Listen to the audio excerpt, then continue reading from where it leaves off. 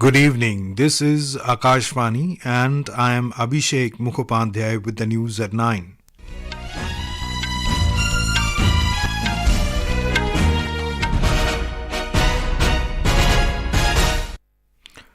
The headlines. Election Commission revises poll schedule for assembly elections in Rajasthan, polling to be held on 25th November in place of 23rd November. Government approves establishment of an autonomous body, Mera Yuva Bharat, for development of youth and youth-led development. India sets up 24-hour control room for assistance of its nationals amid Israel-Palestine conflict. External Affairs Minister S Jaishankar reiterates India's commitment to well-being of Indian Ocean region countries. And in ICC Cricket World Cup, India beat Afghanistan by 8 wickets in New Delhi.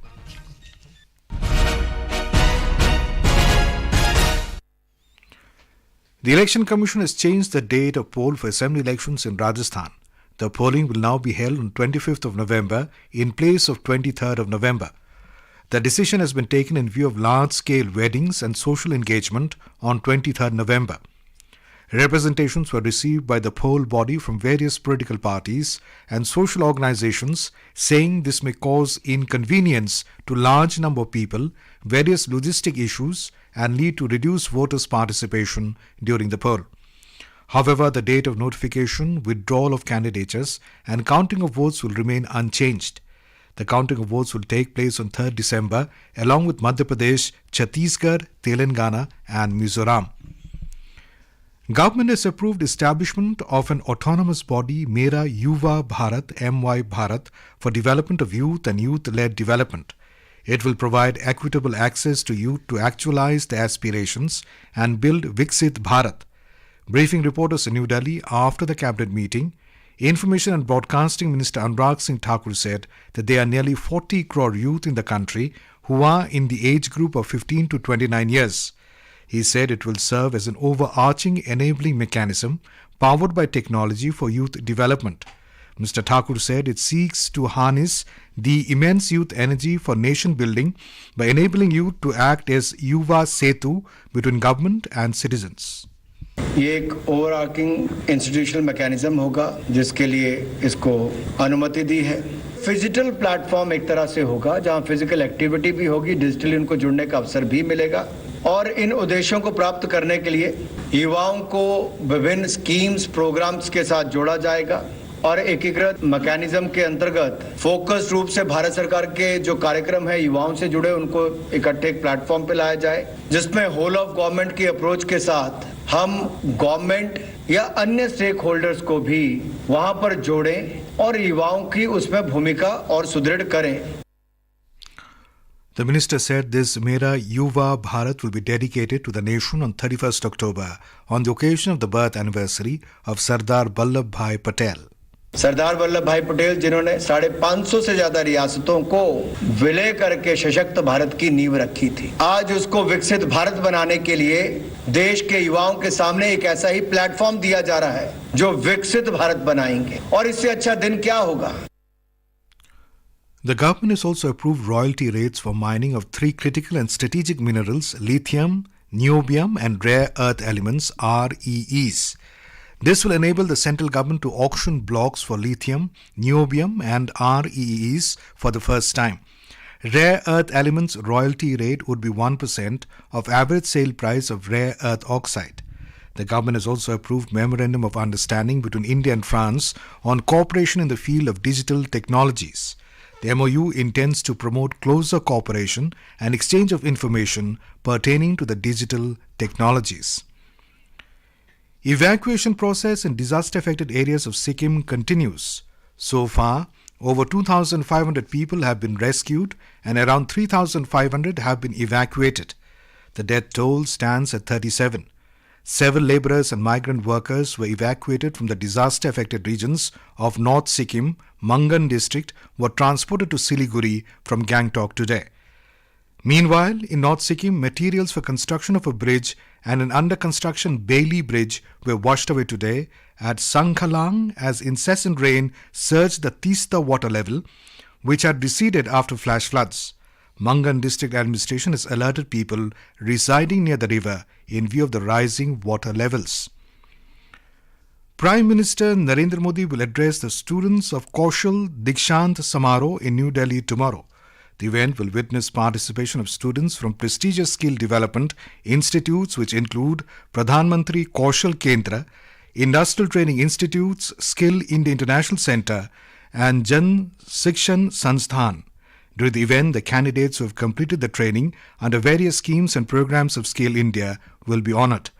The vision under the Kaushal Dikshant Samaro is to harness the blend of school and work-based learning to nurture talent and enable students to showcase their skills to the world.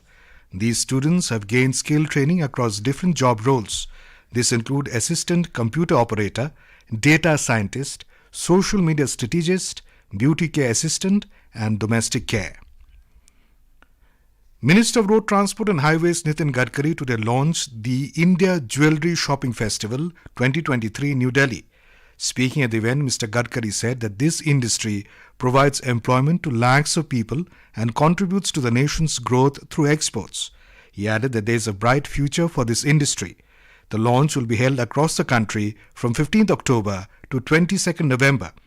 The B2C scheme will run from tomorrow till the 17th of November. The B2B scheme has been running since 1st of June and will continue till the 31st of October. The festival will offer benefits to both the B2B and the B2C segments, wherein business owners can be part of the festival by paying an enrollment fee.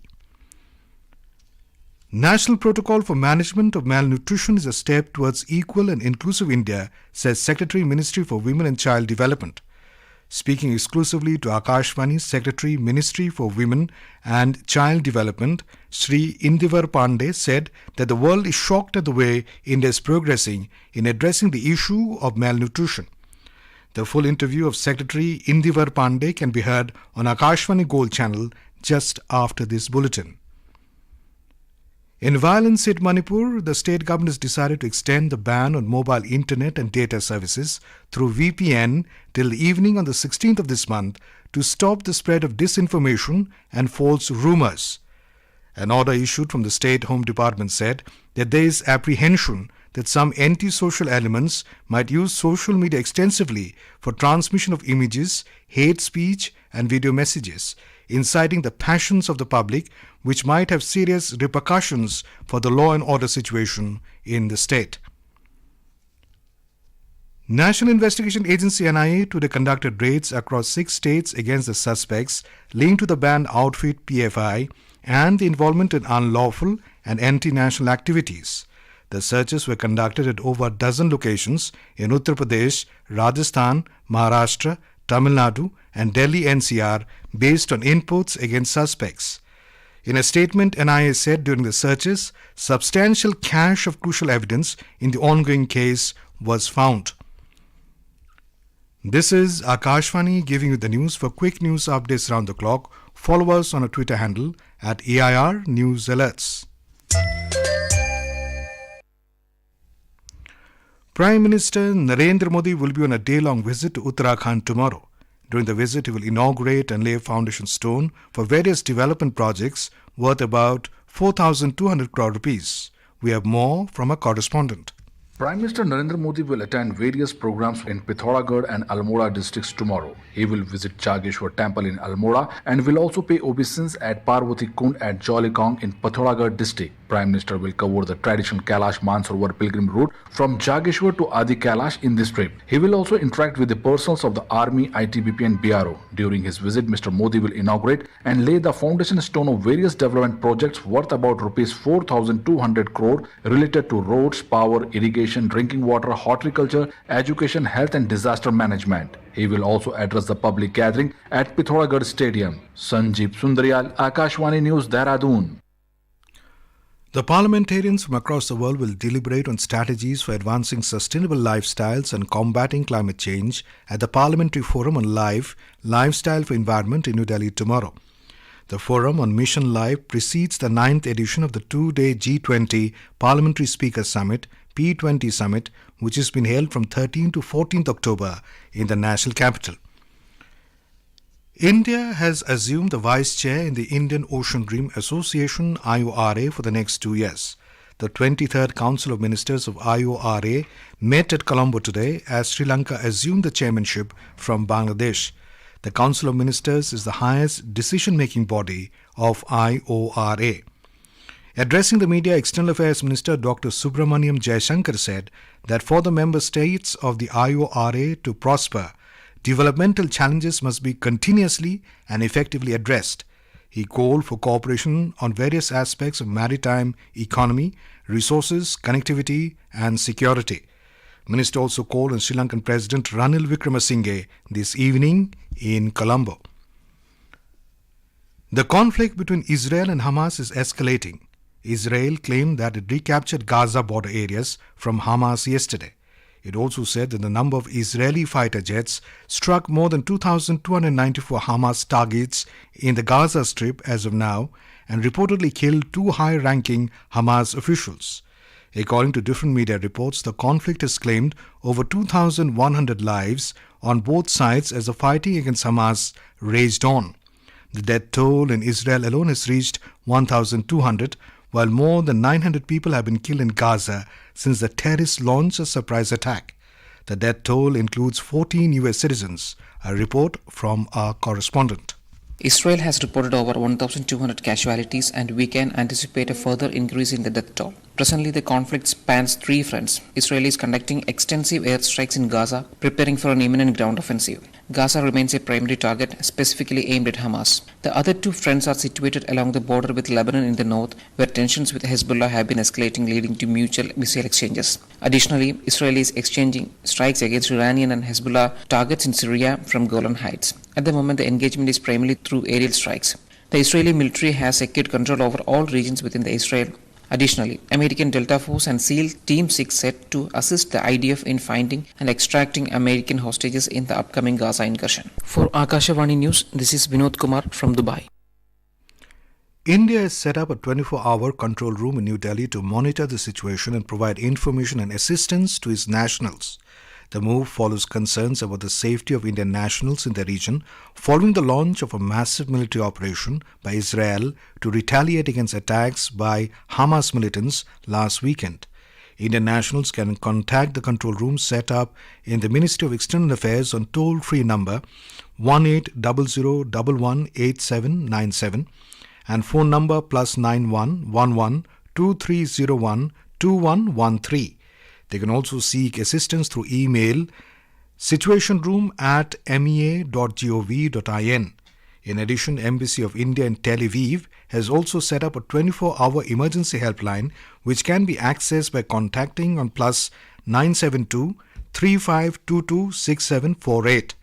Further, Representative Office of India in Ramallah has also set up a 24-hour emergency helpline and can be accessed on contact number +970 5929164118.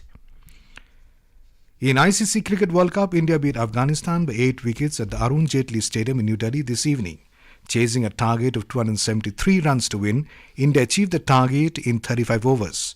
Skipper Rohit Sharma added another humongous milestone to his already illustrious career with a scintillating century against Afghanistan. The veteran batter looked in tremendous touch as he dominated the Afghanistan bowlers and was able to complete his ton in just 63 deliveries. It was the fastest century by an Indian batter in Cricket World Cup history, and he broke the record belonging to legendary all-rounder Kapil Dev, who slammed a 72-ball century against Zimbabwe in the 1983 World Cup game that is etched in history books. And now, before we end the bulletin, the headlines once again. Election Commission revises poll schedule for assembly elections in Rajasthan, polling to be held on 25th November in place of 23rd November. Government approves the establishment of an autonomous body, Mera Yuva Bharat, for development of youth and youth-led development. India sets up 24-hour control room for assistance of its nationals amid Israel-Palestine conflict. External Affairs Minister S Jaishankar reiterates India's commitment to well-being of Indian Ocean region countries. And in ICC Cricket World Cup, India beat Afghanistan by 8 wickets in New Delhi. And that is all in the news at 9. Good night.